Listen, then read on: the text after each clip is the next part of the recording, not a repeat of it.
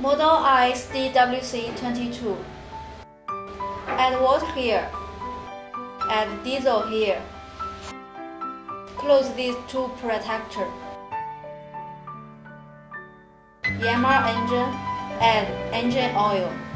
Now we check the engine oil. About this degree. Close the canopy. Now we add hydraulic oil.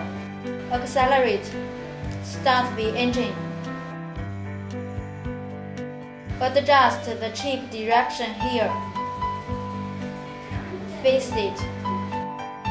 Here we adjust the speed of a feeding ruler. Forward. Reverse. Accelerate. Now we begin to work. This machine has self-feeding system. The chip size is between 10 to 80 millimeters. Chip size adjustable. The maximum chip capacity is up to 180 millimeters.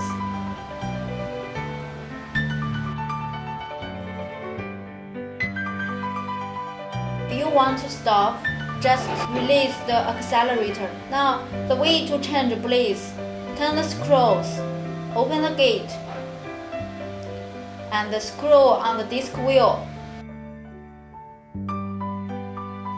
Now open it.